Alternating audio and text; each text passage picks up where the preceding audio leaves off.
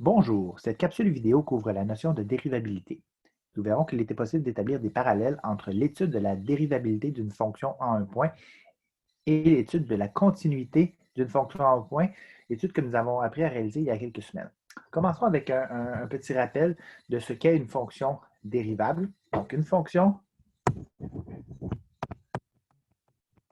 dérivable en x égale a si la limite de f de a plus h moins f de a sur h lorsque h tend vers 0 existe. Donc, ça, c'est la définition qu'on s'est donnée en début d'étape. Donc, si on est capable de calculer la dérivée grâce à la définition, okay, donc si la limite existe, on dira que la fonction est dérivable au point en question. Donc, on commence avec un théorème. Donc, si f est dérivable en x égale a, alors f sera nécessairement continu en x égale a. On va mettre quelques nuances à ce théorème-là. Okay? Tout d'abord, la flèche ici, elle va uniquement de la gauche vers la droite. Okay? Donc, il faut faire attention. Ce n'est pas parce qu'une fonction est continue qu'elle est nécessairement dérivable. Donc, le fait qu'elle soit dérivable implique qu'elle est continue, mais le contraire n'est pas nécessairement vrai. Toutefois, si une fonction est discontinue, alors automatiquement, elle n'est pas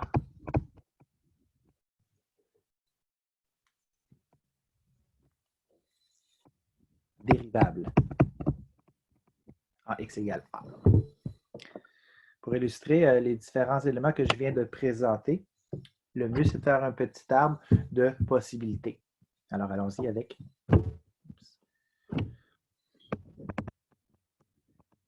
au point.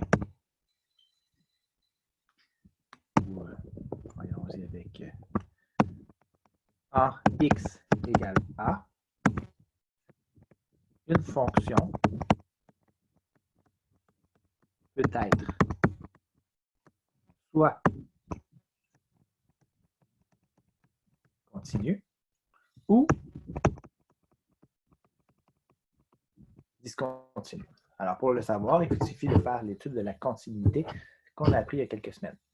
Si cette fonction elle est continue à x égale a, elle peut aussi être dérivable. Un peu mieux.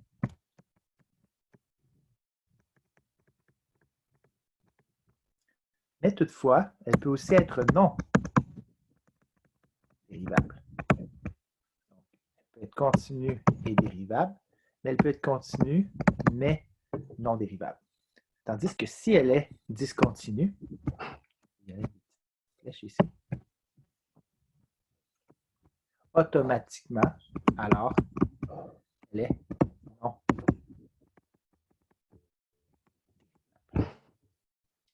Revenons sur les phrases mentionnées précédemment.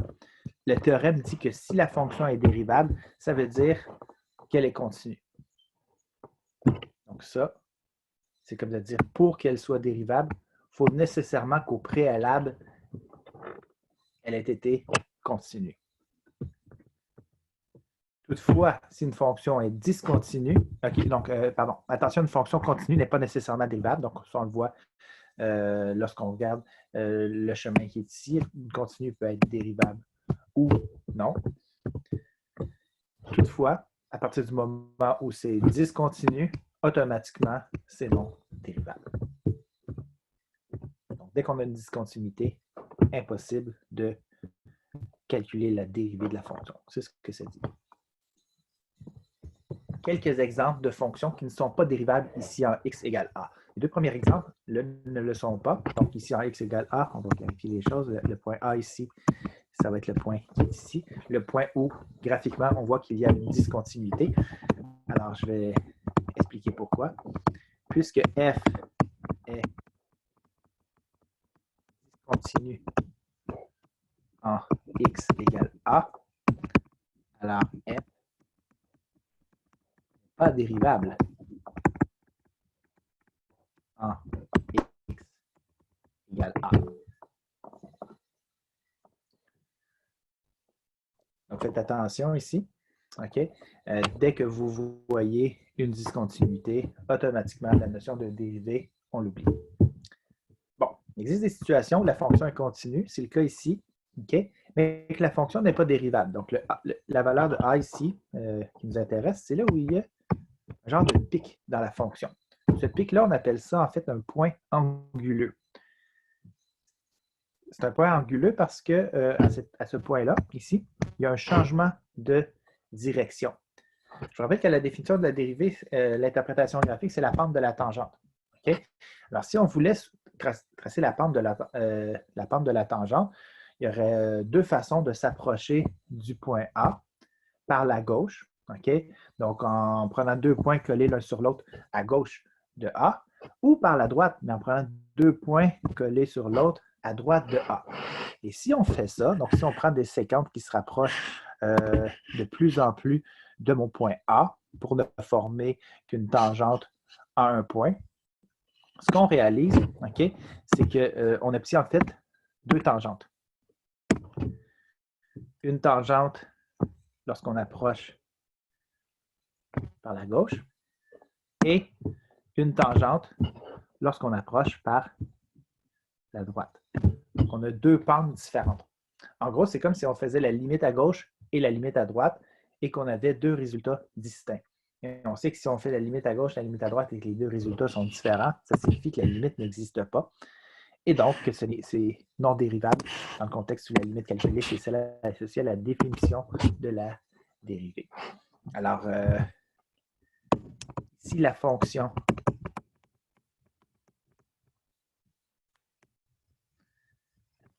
f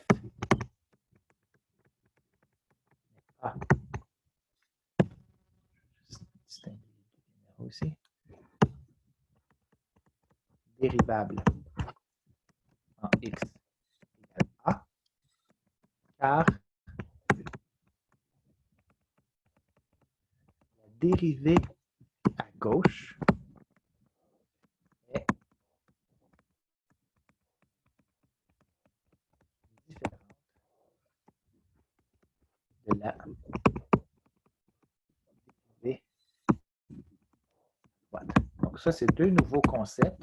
Le concept de dérivée à gauche et de dérivée à droite. Donc ça n'a jamais été mentionné. OK?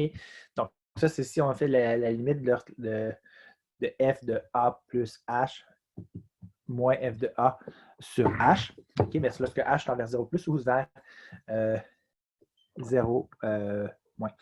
Donc ici, une petite notion pour la dérivée à gauche et la dérivée à droite. Donc c'est comme si je faisais f' de a.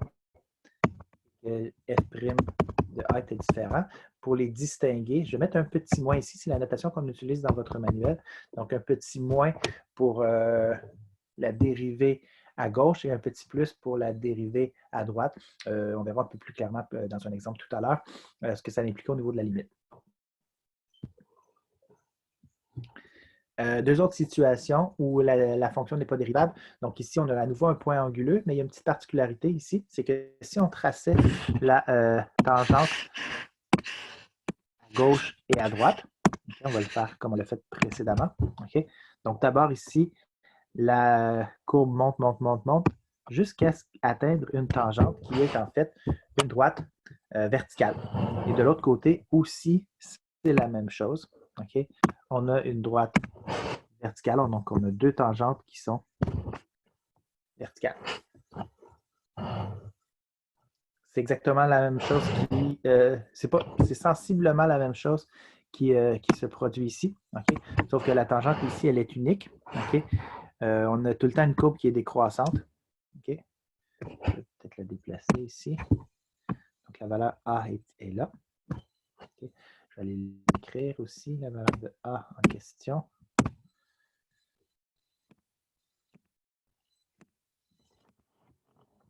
Donc A, c'est ici. C'est la valeur qui fait défaut. Okay? Donc dans les deux cas ici, lorsqu'on trace une tangente, on se retrouve à tracer des tangentes qui sont verticales. Alors on dit que la fonction f n'est pas dérivable en x égale a, car tangente est verticale.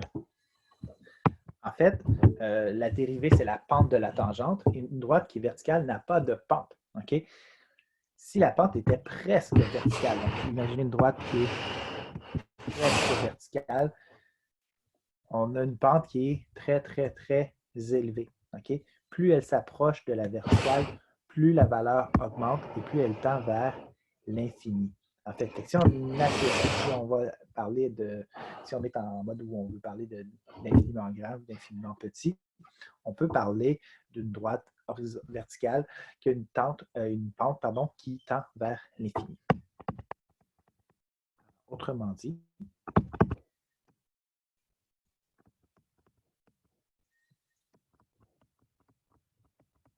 la pente tend vers plus ou moins l'infini. En fait, ici, dans le premier exemple, ici, il y a une pente qui tend vers plus l'infini, parce qu'ici, on a une fonction qui est croissante. Et on a une pente, celle que j'ai dessinée en deuxième, mettons la bleue, qui tend vers moins l'infini parce qu'elle est décroissante. Tandis que dans l'autre exemple, la courbe, elle est toujours décroissante. Fait à coup sûr, ici, c'est une pente qui tend vers moins l'infini. Mais ce sont ici des détails. Donc, on va faire un exemple algébrique de tout ça. Okay? Allons-y avec une fonction définie par partie, la fonction suivante, f de x égale à 2x plus 3 si x est plus petit ou égal à moins 1, la racine cubique de x à la 2 si x est entre moins 1 et 1, et x2 plus 2 sur 3 si x est plus grand ou égal à 1. Donc, puisque la dérivabilité demande au préalable d'être continue, on doit d'abord étudier la continuité de la fonction. Donc, pour ce faire, on va devoir vérifier les trois conditions de la continuité pour les valeurs où il est susceptible d'y avoir discontinuité. Donc, d'abord, si on regarde la fonction, les valeurs où il est susceptible d'avoir une discontinuité, ce seraient les valeurs frontières, donc moins 1 et 1. Puis si on regarde les règles des trois parties, il n'y a aucune restriction qui s'applique. Donc, autant au niveau de dénominateur, racine paire ou logarithme. Okay? Alors, le domaine de cette fonction-là, c'est les réels. Alors, le domaine ici de la fonction f sont les nombres réels. Alors, les seules valeurs susceptibles de causer une discontinuité sont les valeurs x égale moins 1 et x égale 1. Alors, on va vérifier si c'est continu. Alors, je vous rappelle les trois conditions. La première condition, c'est que la valeur fasse partie du domaine. Alors, on l'évalue en calculant f de moins 1 ici. Là, on est dans la fonction 2x plus 3, donc 2 fois moins 1 plus 3, ce qui donne 1. Deuxième condition, il faut que la limite existe. C'est une valeur frontière, ça nécessite le calcul de la limite à gauche et ensuite la limite à droite de moins 1. Donc, lorsque je suis à gauche de moins 1, je suis dans la portion de x plus 3, tandis que lorsque je suis à droite de moins 1, je suis dans la racine cubique de x2. Lorsque je substitue x par moins 1, j'obtiens 1 ici. Et là, ici, moins 1 à la 2, ça donne 1. Racine cubique de 1 donne aussi 1. Alors, ce que je viens de déterminer, c'est que ma limite à gauche égale ma limite à droite. C'est donc dire que la limite de la fonction, lorsque x est égal à moins 1, vaut 1. Donc, les deux premières conditions sont respectées. Est-ce que la troisième l'est aussi? La troisième, je vous le rappelle, c'est celle qui vérifie que le résultat de la première et de la deuxième condition sont les mêmes. Donc, la limite de f de x, lorsque x tend vers moins 1, est égale à f de moins 1. Alors, ça a donné 1 ici, ça a donné 1 là, c'est le même résultat. Alors, la troisième condition est aussi respectée. Alors, la fonction f continue en x égale moins 1. X égale 1. Encore une fois, on vérifie les trois conditions. Donc, f de 1, cette fois, on est dans la troisième règle, c'est-à-dire 1 à la 2 plus 2 sur 3, ce qui donne 3 sur 3, ce qui donne 1. Deuxième condition, la limite de la fonction à gauche de 1 et la limite de la fonction à droite de 1. Donc, à gauche, je suis dans la racine cubique de x2. Et à droite de 1, je suis dans x2 plus 2 sur 3. Donc ici, qu'est-ce que ça me donne si je remplace x par 1? Ça donne 1 à 2, 1, racine cubique de 1, 1. Et de l'autre côté, 1 plus 2, 3 sur 3, 1 aussi.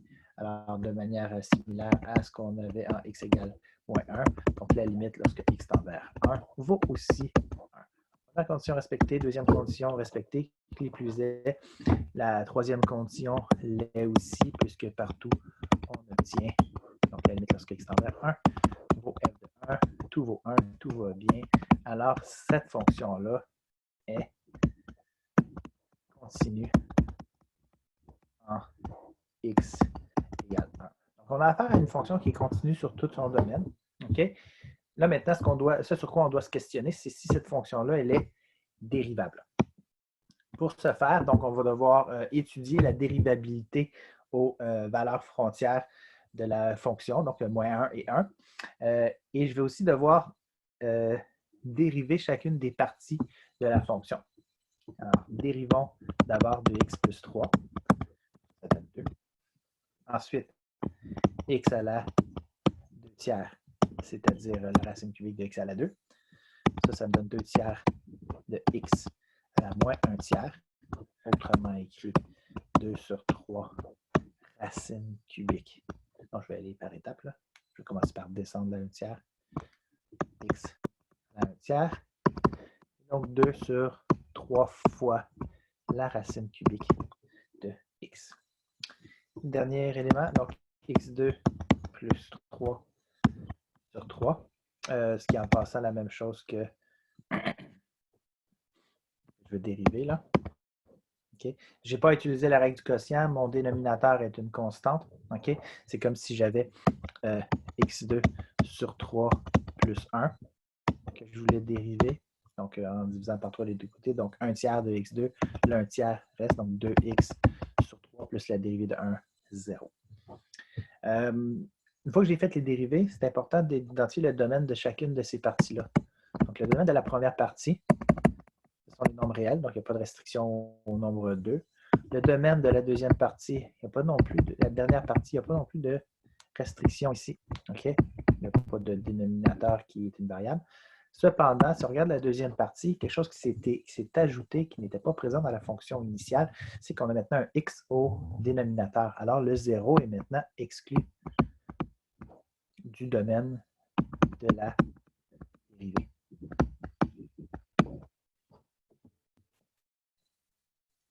Ce qui fait en sorte qu'on a une nouvelle valeur à étudier. Okay? Donc, en plus du moins 1 et du 1, on va aussi étudier la valeur 0 ici, okay? Qui est une restriction sur le domaine de la dérivée. Juste au niveau de l'écriture, c'est une fonction définie par partie. On peut écrire la fonction dérivée comme une fonction définie par partie. Cependant, on n'a pas encore toutes les informations. Donc, on sait qu'il y avait initialement 3 parties. Donc, les 3 dérivées, je vais les écrire ici. Donc, 2 sur 3 racine cubique de x et 2x sur 3. Donc, ça, c'était si x était plus petit que moins 1, si x est entre moins 1 et 1, et si x est plus grand que 1. Notez que j'ai omis d'écrire les symboles ou égal. Si on regarde dans l'énoncé, ici, il y avait la fonction initiale, il y avait des ou égales à ces endroits-là. Pour l'instant, je n'ai pas encore étudié la dérivabilité en x égale moins 1 et en x égale 1. Alors, je ne peux pas indiquer encore le ou égal s'il est présent ou non. Okay? Fait que je le laisse en suspens. Je vais y revenir tout à l'heure. Okay? Donc, à compléter. Il nous reste à étudier la dérivabilité. Okay? Maintenant, pour chacune des valeurs susceptibles de causer une discontinuité. Alors, commençons par x égale moins 1. Alors, comment utiliser la dérivabilité? Bien, ça se fait par la dérivée à gauche et la dérivée à droite. Donc, je l'ai expliqué qu'il s'agissait de la pente de la tangente à gauche du point et la pente de la tangente à droite du point.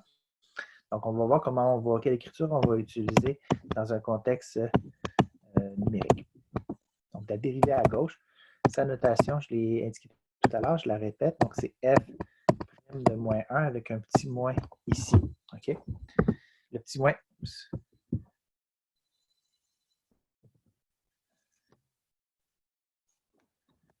le petit moins ici va faire référence à la limite à gauche. OK? Regardez si on va. En fait, ça correspond à la limite de f' de x lorsque x tend vers moins 1 moins. Donc, il est là le moins. Donc, c'est le même moins qu'il y a ici, c'est la limite à gauche. Alors, je fais la limite lorsque x tend vers moins 1 moins de la fonction à gauche de moins 1, c'est-à-dire la fonction y égale 2. Et ça me donne, si je fais la dérivée à droite,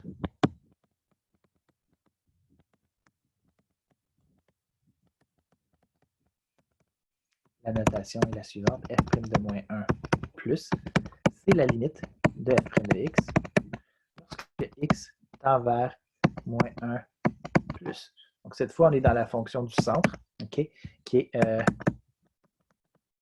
1 sur la racine cubique, pardon, 2 sur 3 fois la racine cubique de x. Ici, je remplace x par moins 1, 2 sur 3 racine cubique de moins 1. Ça me donne moins 2 tiers. Alors, ma dérivée à gauche est différente de ma dérivée à droite. Alors, la fonction f n'est pas dérivable en x égale moins 1, car f' moins 1 moins, la dérivée à gauche est différente de dérivée à droite. Donc, c'est un peu comme de dire que la limite à gauche est différente de la limite à droite. Donc, ce n'est pas dérivable. C'est donc dire que si on traçait la pente de la tangente à la courbe juste à gauche du point moins 1, on aurait une pente de 2, donc une pente qui ressemblerait à ça. Tandis que de l'autre côté, OK, mettons que le point est ici, OK, on aurait une pente de 2 tiers. Alors, on ne saurait pas quelle choisir. En fait, on n'a pas à choisir une pente. OK, on a deux pentes différentes. Alors, c'est qu'on est face à un point anguleux. Alors, on va faire la même chose maintenant, mais en x égale 0. Et ensuite, on va le faire en x égale 1. Alors, la dérivée à gauche, donc là, maintenant, je vais juste écrire la symbolique. C'est la limite de f' de x lorsque x tend vers 0 moins. À gauche et à droite de 0, là, parce que là, je vais le faire aussi pour la dérivée à droite. À gauche et à droite de 0, je suis dans la même fonction. Je suis dans la fonction 2 sur 3 fois la racine cubique de x. Donc, autant à gauche de 0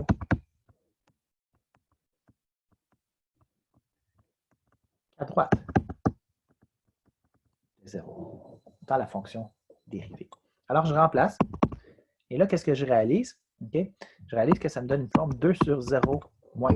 Donc, 2 sur 0 moins, je vous le rappelle, ça tend vers moins l'infini. De l'autre côté, on a quelque chose qui tend vers 2 sur racine cubique de 0 plus. Ça donne 0 plus fois 3 0 plus, donc 2 sur 0 plus, et ça tend vers plus l'infini. Alors, la dérivée, la fonction n'est pas non plus dérivable en x égale 0. Alors, la fonction f n'est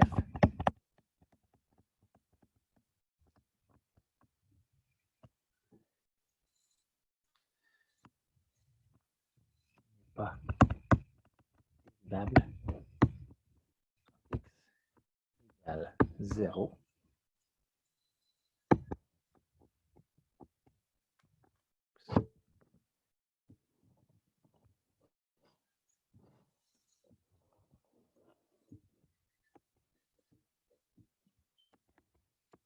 Car il y a une tangente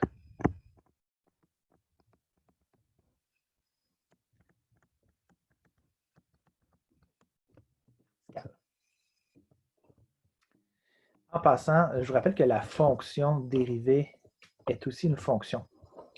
Le fait que la dérivée à gauche soit différente de la dérivée à droite ici implique en fait qu'il y a une discontinuité dans la dérivée. Le fait ici qu'on a une limite, que la dérivée à gauche donne moins l'infini d'un côté et plus l'infini de l'autre, va impliquer quoi dans la dérivée? Qu'il y a une asymptote verticale dans la dérivée. Et là, je ne parle pas de la fonction. La fonction initiale, je vous rappelle qu'elle est continue. OK? Il n'y a pas d'asymptote, il n'y a pas de discontinuité. Tandis que dans la dérivée, la fonction dérivée, il y a une discontinuité en x égale moins 1 et en x égale à 0. Alors, on peut associer les discontinuités de la dérivée aux endroits où, dans la fonction initiale, ce n'est pas dérivable. Il me reste une valeur à vérifier, la valeur x égale 1. Alors, dérivée à gauche de 1. Et ensuite, je vais faire la dérivée à droite de 1. Donc, je fais la limite de f' de x lorsque x tend vers